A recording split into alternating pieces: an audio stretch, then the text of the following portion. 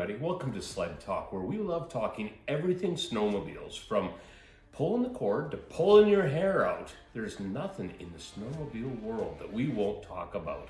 I'm Rob Reed. I'm Steve Glass. And welcome to what I would think is our Season 2 wrap-up. Okay. Is there, we've talked about this. Maybe we'll throw a couple in the summer, having some time at the lake and that sort of thing. But snowmobile season really is kind of behind us. We're going to be at the Little River Relics snowmobile show in Minnedosa Saturday.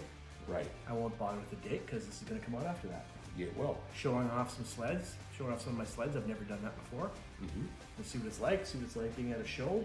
Yeah. With other people interested in vintage machines. Yeah, it's kind of cool. I've never showed anything before. Well, and this is kind of where I'm wondering is, because I'm pretty excited about checking this out as well. And you said there's going to be about 70 sleds or so there, which to me is a pretty good number of sleds. And it should make for some great viewing. It's an indoor venue. That's the cool thing about it, which I think is great. And they're going to have a cafeteria, so there's food, etc.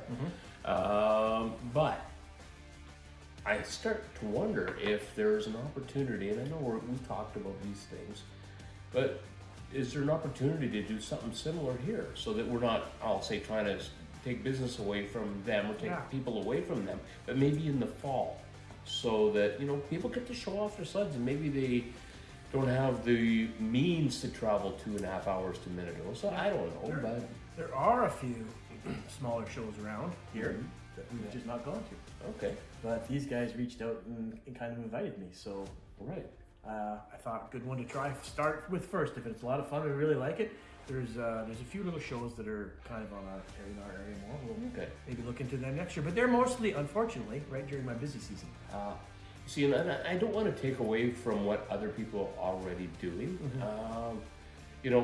But if, like you say, if there's something nearby that we can, jump in and get involved with and help them promote it a little bit more, I think that'd be a great idea. Yeah, that's something earlier in the fall for sure. Yeah, before the snow flies. Yep. All right. So, Steve, you and I, as much as we've talked about riding together since we were little kids, and we have, we did 2 rides together this year. Yeah. Like 2 rides, that's it. Yeah.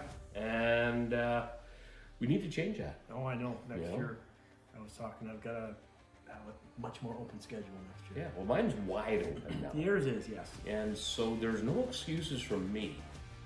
I just need to get you kind of more on board. Yeah, I want to try to free up every weekend. Yeah, true. I don't know. We should start going out on Wednesdays. Oh, sure. Thursdays. I don't know. Pick your day. Yeah, that's actually even better because then there's nobody else out on the trails. Well, the nice thing is if we do it correctly, we could be following the groomers and be on the beautiful trails right after they've been groomed, so we can really enjoy the ride. Sure. And before they get all beat up from a weekend of heavy use. Yeah. So there's that opportunity. So, why not? But yeah, only 2 rides this year. That's true. I think I only did about less than a dozen rides at all with anybody this year. So yeah, it was not a good year for getting out for me, for sure. Well, I did more. I certainly did a lot more riding this year than I did last year or the year before. It was the best season we've had for a couple of years. Because of the amount of snow we had mainly. Yeah. Which made it a lot better. I think maybe that's why I didn't get as much riding in, because I was scaled back from the last 2 years. I just never really got back in the groove this year yet. Yeah, for sure. Next year. But now that the season's kind of over, but there's still some ice out there. And when we were kids, we used to do the spring ride, which was, the idea was to go out and find water and ride on the ice and have all kinds of fun. And we were just dumb kids, and that's what we did. Yeah. And we've since learned not to do that for a whole bunch of reasons. And we've shared some of that in previous episodes. But right now, sleds are going through the ice nationally like crazy. It's all over the news. If you're following any kind of national posts or newscasts or anything like that, people are going through, they're going through ice like Bobby Hall in a lounge. You know what I mean? Like, stay off the ice at this point, because at best, you got to dig your snowmobile off the bottom of a river or a lake, which, as we know, is a lot of work. Or you die. But this year, I'm going to use Canada to begin with. On average, 73 people die snowmobiling annually. 73. You know, I mean, that's 73 less people out there enjoying the sport, doing the things that they love, spending time with their family. And I came across this article, and it was from Wisconsin, and 13 people in that state alone died. Just one state. I mean, that's crazy numbers. You know, it's probably a lot of it's probably preventable too. Most of it. Speed, drinking. Yep. Go riding where you don't know the terrain. The big thing, And, you know, again, going through ice, but in areas where you shouldn't have been because you didn't know the terrain. You know, so that's pretty crazy. But 73 people in Canada. That's according to Statistics Canada. For those of you that like to drop me a note and go, where do you get your information from? So that's where, and a number of other places as well. And you know what's funny? We were out talking about the 2 rides that we did this year. Our last ride of the season, which was only a few weeks ago. Yeah. We were zipping along. We were pulling up to a warm-up shack, and some guy had missed the turn, and he must have been going with some serious enthusiasm. Yeah, he took down a few small trees. They weren't that small. He was lucky that they were dead, not green. Yeah. Because if they were live trees, he may not be. Yeah, So, yeah. They pulled him through the bush and out again, so obviously he got out of there. but yeah, there was some serious firewood chopped by that whoever that was, and I'm sure that they had a rough day. You know, I mean, And I was just pulling up to the warm-up shack too. Like it wasn't like flying down a trail or something like that. exactly. He was already off the trail, just missed the very last corner before the warm-up shack. But how fast do you buddy got to go to pull up the warm-up shack? I think he pinned it off the trail to beat his buddies to the warm-up shack. It could be, yeah. It was quite a thing. The other thing that I saw that really pissed all of us off on that ride was some knucklehead, and I'm being kind because normally I would call them something else, but this is a family-friendly show. We some knucklehead had gone down the trail the opposite direction in his quad. Yeah. And not a quad with tracks, a No, regular quad. Yeah, he really messed that up. And he really tore the trail up, and what a mess. And you know, I'm not a quadder. I know that one of these days you're going to talk me into buying one, but man, you know what? Respect the trails. Yeah, especially when the snow's that soft this late in the year. And then I just got a note from a fellow that you know we talk to on the show fairly regularly, like you know, communicate on different websites and or social media sites. And his comment as a former groomer was, you know, as a groomer, he has to clean up some of that mess and how much extra work it was, you know, and talking about, you know, past show where we got into the trails and trail passes and grooming and efficiencies and all that. And, you know, he made that comment. I thought, you know what, good comment, because the things that we don't know that these guys have to put up with, right, and fix. Yeah, they got to fill in all the ruts and stuff. And, Yeah. And if you were carrying speed down that trail when you hit where that guy was, you weren't like you were out of control because as soon as you fell into the rut, you were just done. So, Also nighttime or something. Fortunately, at nighttime, it was right at a sharp corner, so we saw it right away. But yeah, I was pretty ticked. I was kind of hoping we'd catch up. I was kind of hoping he'd beat the end of our trail when we got there. Well, that was the same ride that you broke. Well, we both broke shocks in our. You broke a front shock on your ski leg, and I broke a rear shock. Which one of those rides that same thing. You are having a problem with your snowmobile and your steering, and then you hit a rut, add to the extra problem. You know, I mean, it's just one thing leads to another. Yeah, for sure. People talk about like, remember all the complaining about someone riding a horse down the trail, and guys were saying if you hit that horse manure at speed, you're gonna die. Yeah. Well, that's nothing compared to a quad makes. Yep. Or even the rooster tail or the mountain that people leave behind when they hammer on the gas and go. But yeah, if people are worried about hitting some horse manure, watch out for those quad ruts. So a good friend of ours, who actually did the intro and outro guitar music, sent me a link the other day about the Ski-Doo 600 RR E-TEC motors. Right. And, you know, in his comments to me, we were talking about it when I saw him the other day. And he says, what do you think of this? And I went, I don't know if I'm a fan. I'm not a fan of any of the new two-stroke motors. just because of emissions.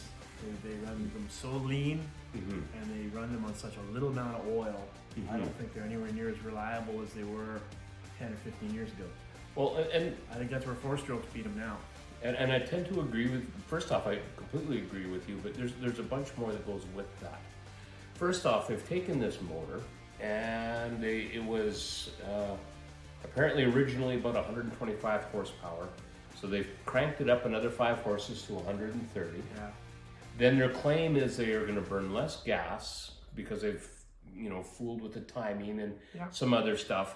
And they're also going to burn less oil than they're currently burning. Exactly. And our pal says, well, isn't that a good thing? It's good for the environment. It's not good for the motors. Yeah, well, and I said, you know what? The problem is these engines might run really good for the first year, second year. But by the time they're off warranty, the guy sold it, you're the second owner, maybe third owner. These aren't motors that have longevity. Think back to when we were riding when we were younger. And the biggest motor was like a 440. And they got those things up to like 80 horsepower or something. Yeah, that was And how reliable were they at that point? They weren't at all. So then they started making 600s and 800s and 1000cc motors. Yeah. Just to get some horsepower and then a little more reliability out of them. Now you're scaling back to a 600, getting the same horsepower we were getting out with 800s, and you're using less oil and less gas. Yeah. Well, for sure. No, I personally think that we're going to see a hand grenade of an engine here. I mean, 600s are typically one of the most reliable. Yeah, but Mostly. you can only tweak anything so far. Yeah. If you want that much more horsepower, buy an 800. That's true. Absolutely. I've always said that. Yeah. I hate 800. 800s blow up like crazy. Yeah, not all of them. Well, how many times? Yeah, they do. I've only had every single one you own. Okay, but one of them was my fault.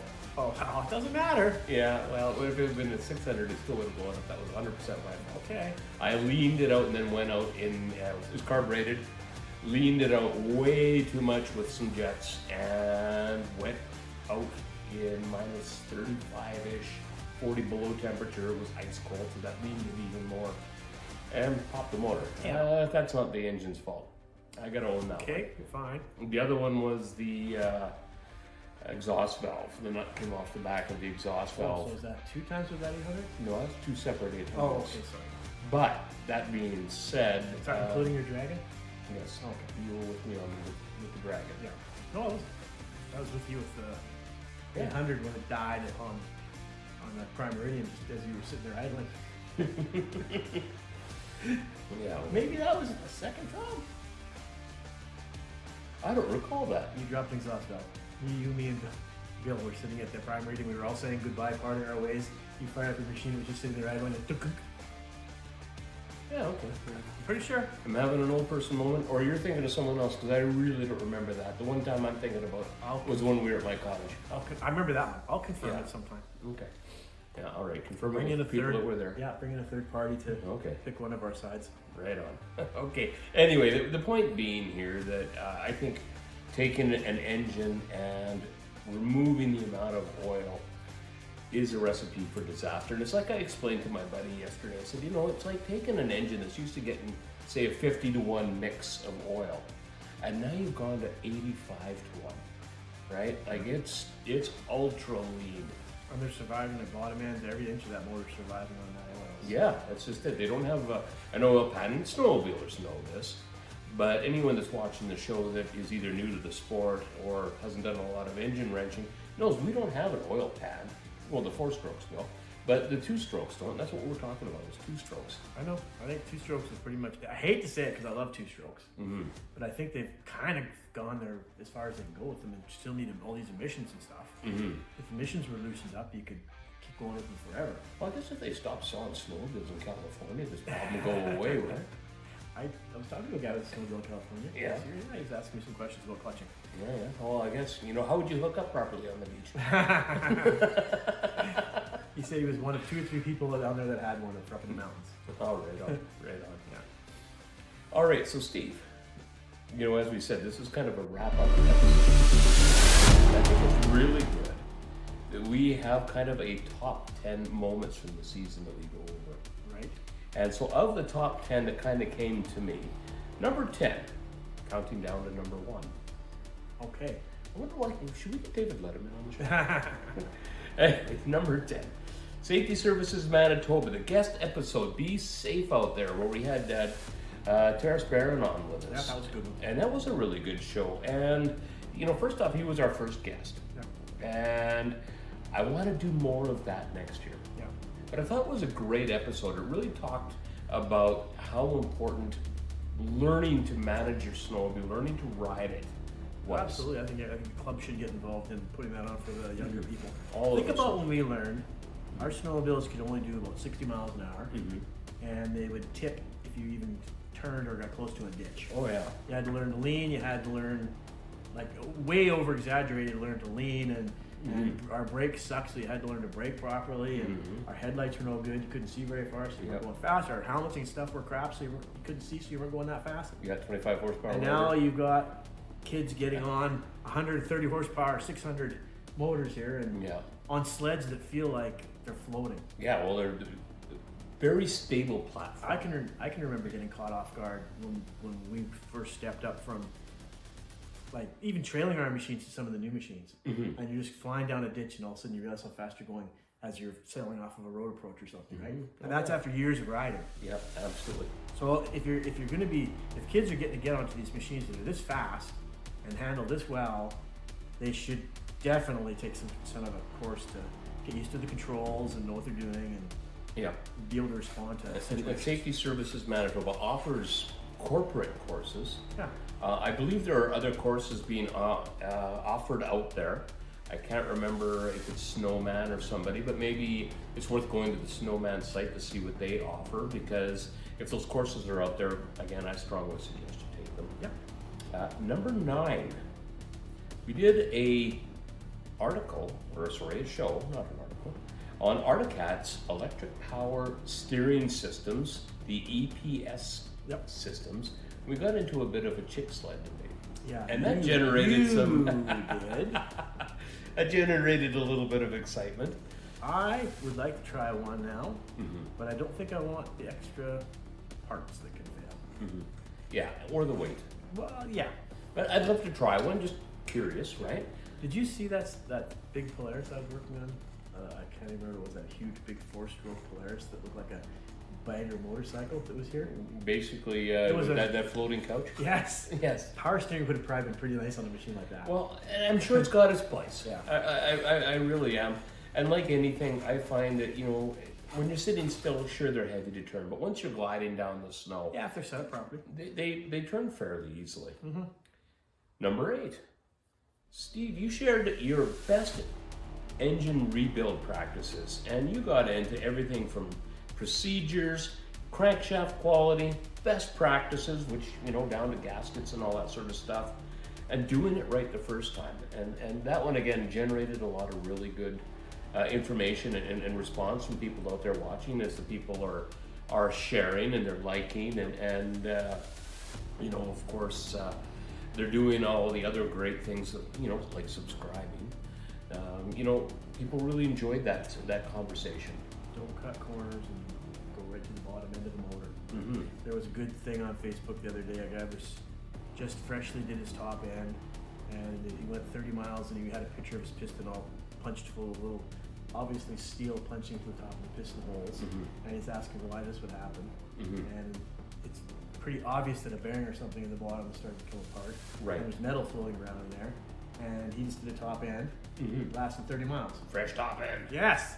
And that's how I responded to it. I said I would never buy a snowmobile with a fresh top end, and I will never do a fresh top end for a customer. So I've got a motor sitting on my bench right now where the guy just wanted me to do the top end. One of his pistons is punched full of little dimples, and I said, no, we're taking it apart and we're doing the bottom end.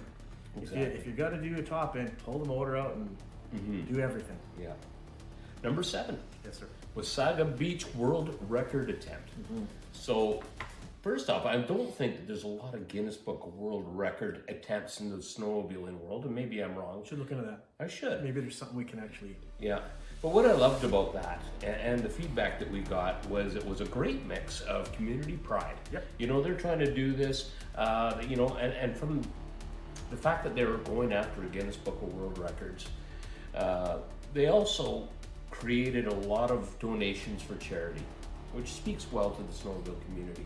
I thought that was fantastic. It was a That big would've event. Would have been a neat thing to be part of. Yeah, With that- many snowmobilers out there. And you know what? It created a certain level of suspense. Did they do it? Yeah. Did they get it? You know, maybe, maybe not. You know, in the end, we found out that they didn't get it, and it's unfortunate. Do you remember what their number was? They didn't tell us what the number was. I remember the number they needed, which was 1,048. Right. Registered with trail passes to make the record, and it's being held by a club in Alberta at the moment. So at least it's still being held here in Canada, Yeah. which makes me real happy. Number 6, we talked about what was he thinking, and that was something we introduced in season 2. What was he thinking? We talked about a number of different things that happened, but one of the ones that we got some decent feedback on was the guy that stole the sled, didn't plan his route, and drove it straight into a swamp, and basically the cops walked up and picked him up. Yeah. And you know what, we had a good laugh about that because how stupid. That gets back You know? to don't ride in an area where you don't know your terrain. But you know what, if you're stealing a snowmobile, you're obviously a dumbass. Yeah. You know what I mean? Yeah. And so, you know, with that in mind, of course, you know, people had a good chuckle over that one, and I'm glad the guy was caught. If nothing else, it sends a message. Yeah. Steal a snowmobile, you're gonna get caught. They're probably lucky it was the cops and not the guy and his buddies, Yeah. you know, because I'm gonna say that they probably wouldn't have been nearly as kind. No. Number 5, vintage sled trail pass pricing. Yes. You know what? And I mean, we're going to a vintage sled show and shine this weekend. You get them all riled up. Well, but more than that, Steve, it is a truly growing part of the sport. Yeah, it is. It really is. Guys are putting a lot of blood, sweat, and tears into bringing these old sleds back Yep. and making them look gorgeous Yep. and enjoying riding them. And we had a number of great points that we made through that. You know, everything from these sleds being collectible to the, you know, obviously the vintage riders, because we know everyone's getting a little older here. And of course, you know, the show and shine community. Yeah. Again, we're doing that, and as we talked about earlier in this I episode. want to do more next year after this year. Yeah. But a good, like say $25 or $50 a year pass would be great. Well, and I won't get onto that whole Yeah, riders yeah, should let's- carry the pass thing. Hey, I thought of something the other day. okay. You know my thing about the riders should carry the pass Yes. instead of it being on the snowmobile? Yeah. If you have a family, mother, father, 3 kids, everyone rides, but you only have 1 snowmobile, Yeah. how many passes do you have right now? 4. 1. You only have 1 because we only have 1 snowmobile. Okay. So you have a pass on that snowmobile. Right. If every rider had to have a pass, they'd have to buy 5 passes. They'd make more money. Mm-hmm. Okay. You know what you could do in this day and age? What? QR codes. Yeah, you could somehow. There's got to be a way Oh, no, where, that I would could, be easy. where I could just jump on any snowmobile I want to go riding. Well, no, I mean, you auto pack here in Manitoba, we have auto pack. When you go to register yourself or your sled or pay for your driver's license, Right. when you pay for your trail pass, they issue you a QR code that you keep on your phone or you print it off and keep it in your Yeah. sled.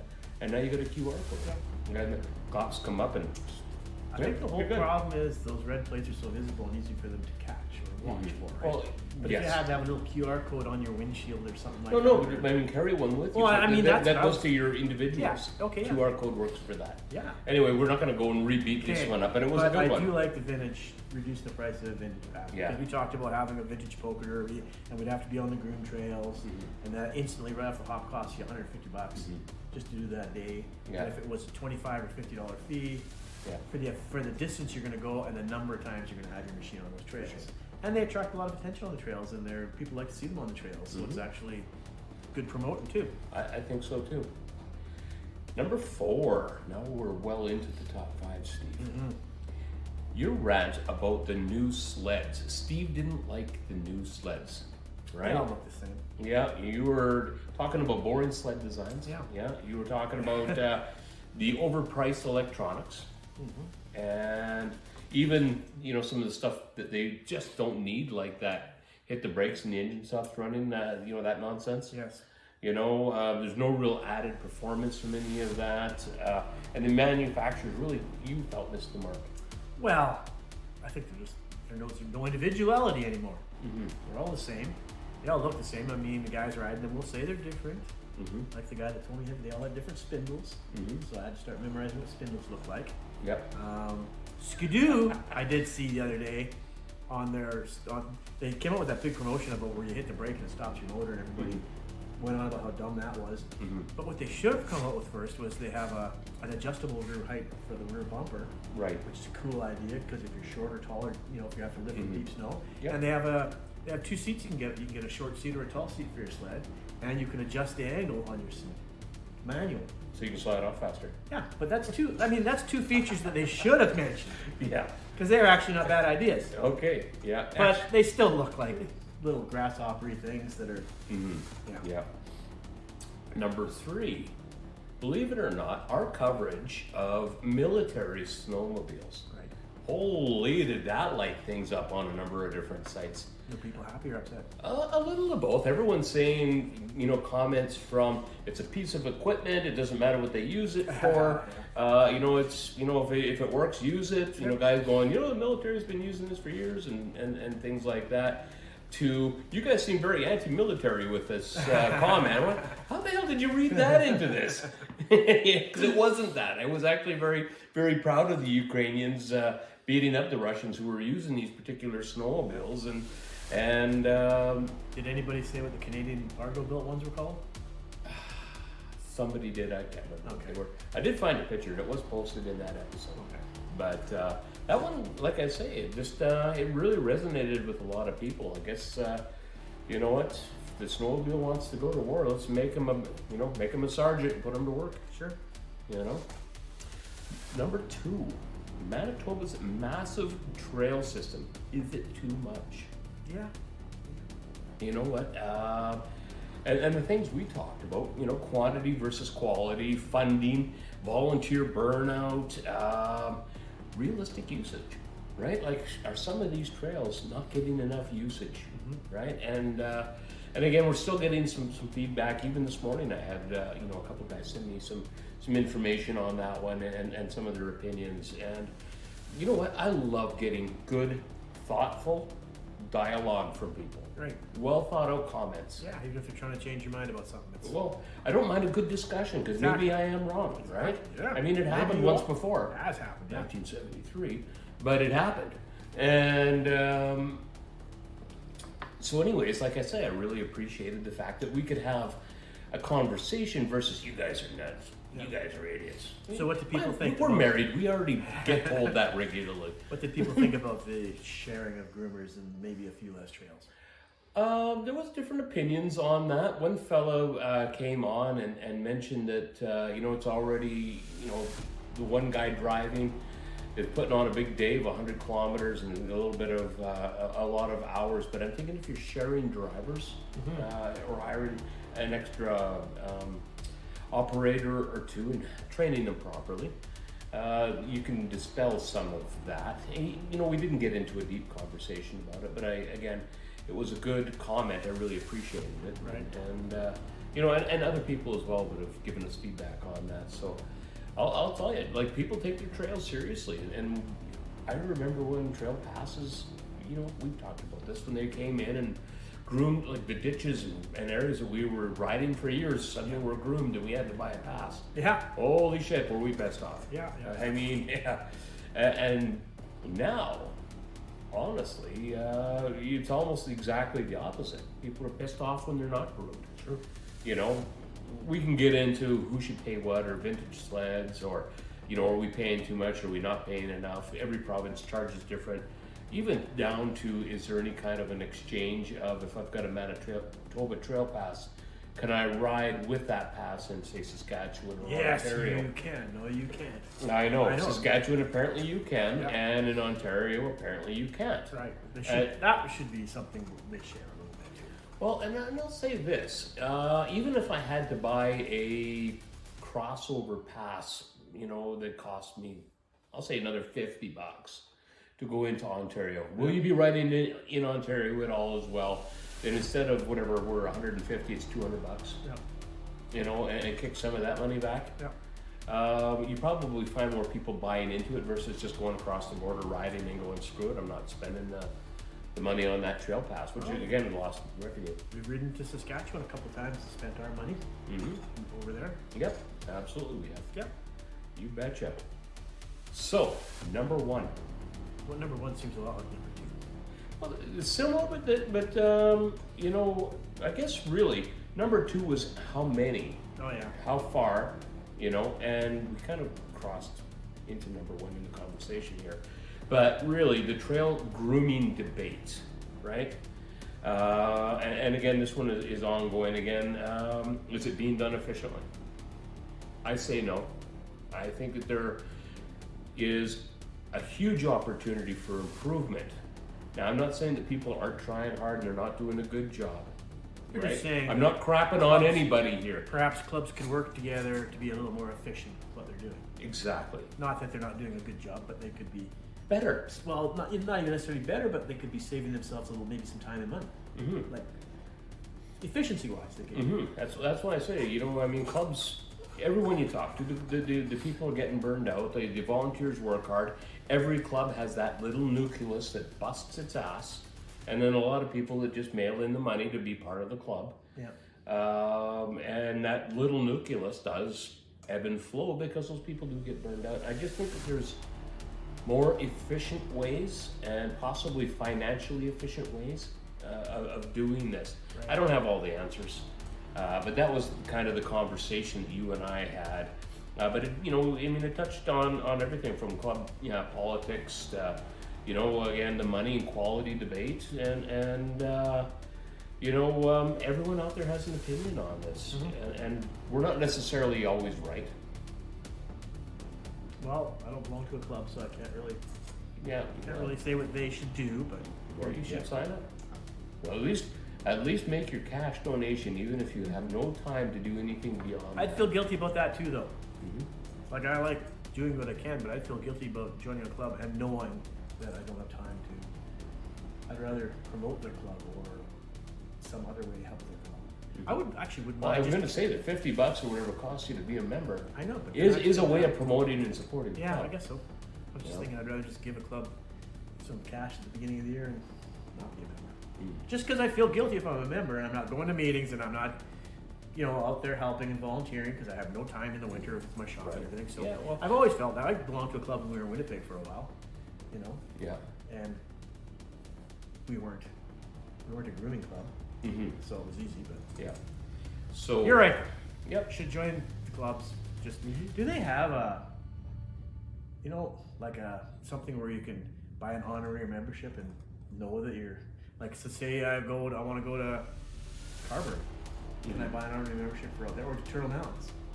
Knowing I'm that sure I you don't, could knowing I join- don't live anywhere near them, would they be happy with that? You think? I think, yeah, I Get think their they would 50 be. bucks or I think whatever. they would be. The South Interlake Club, I think it was, what was it? It was $20 a year to join. $20, Steve. Yeah. Like, I mean, holy shit. I don't mind giving them the $20, but then I feel bad that I'm not Well, helping that's a them. you problem, not a them I problem. know, I Because know. you are helping them. I guess. Here's a question for you. Did you know that Sled Talk is now on Instagram? I did. Okay. Yeah, the good people at Sled Talk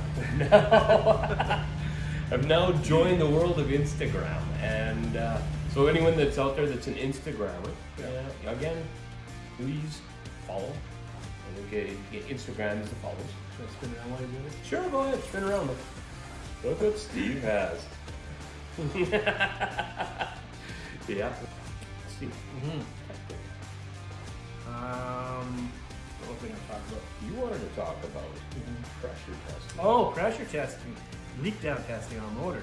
Yes, Yeah. leak down, not call it what you want. Yeah, I've never done leak down testing before. Mm-hmm. I've always just winged it to find crank seals using brake cleaner, spraying brake cleaner and stuff around them. Mm-hmm. And for the most part, that's worked pretty good. But I've started to set myself up with all the leak down test stuff, and we've done a few leak down tests and found a few problems.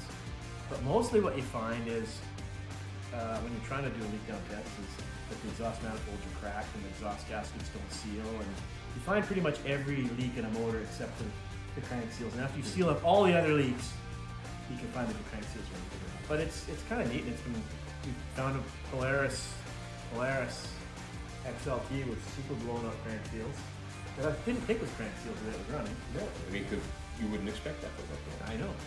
So we found that with it, and a couple of, and a little motor ski motor we were looking at. Bad intake manifold leak that I couldn't see. So yeah, it's kind of neat.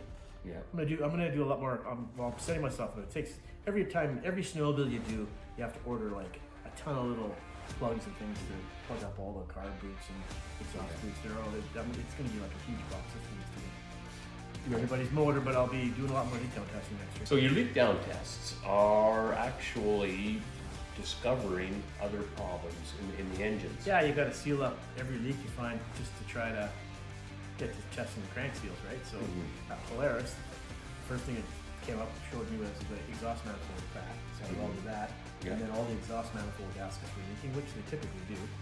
So I had to seal all that. Right. And then once I got all that sealed, I still couldn't pump any pressure into that motor, but when I hooked up some air to it, it was pretty obvious the crank seals were all blowing on it. Right.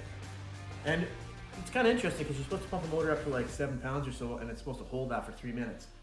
And since I've never done them before, you know, we were kind of not trusting the tool too much on the first motor we were doing. Right. Because we could pump it up, and after 3 minutes it would leak down a couple of pounds, and you don't know if that's, you know. Within tolerances? Yeah, but when we really went through that motor, did everything we had to do to it, we pumped that sucker up, and it just held that pressure for the full 3 minutes without dropping at all. So yeah. It's going to be trust the tool. If I can't pump up pressure, the motor's got to come out and go to crank seals. Okay, so here's the question for you. Yeah. So it's not crank seals, but you're leaking like hell everywhere else. Yeah, I mean, everything has to be sealed up to test the crank seals, right? Yeah, but so far I found like if the exhaust manifold gaskets are leaking, cracked exhaust or cracked bad manifold gaskets aren't going to affect the way it's running. Really, it's just louder. But on this little motor scooter, until it rips a piece off. Well, it's just a manifold, like just the exhaust system, right? Yeah, but then it becomes pretty annoying. Well, it'd be annoying as hell.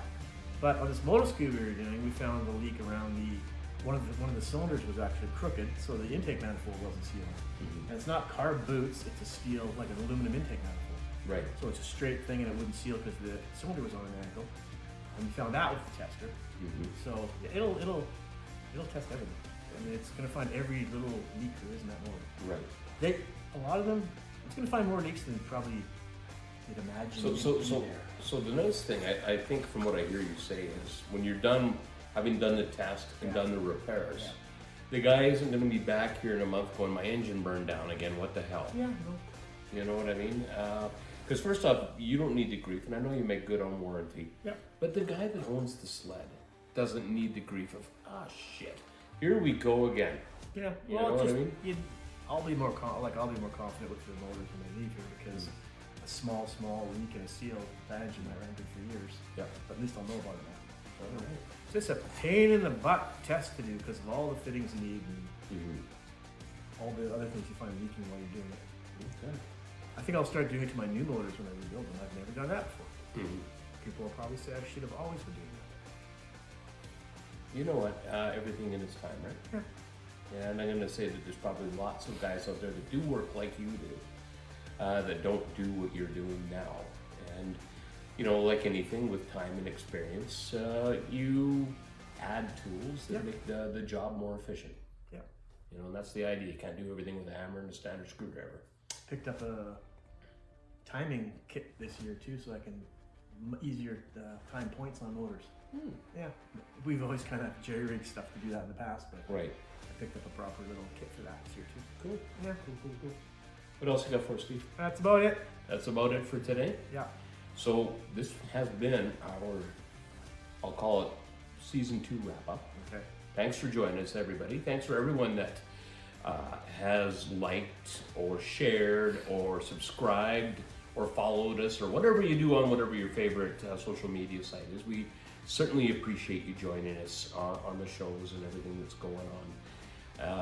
As we know, snowmobiling is all about performance, and Performance Supply is all about making sure you have a great snowmobile season. Bring your summer projects into Steve so that come this fall, you're ready to go. Bring your snowmobile summer projects in, not your quad and SUV summer projects. Not your outboard motors? Not your outboard motor summer projects. Not your mopeds? No mopeds. No. Or lawnmowers or riding mowers. But if you got a snowmobile motor you want rebuilt. What about my rototill? No, I don't want to do rototill. No generators. Okay. I just did a generator the other day and I remembered why I don't like generators anymore. All right. Thanks, everybody. Thank you.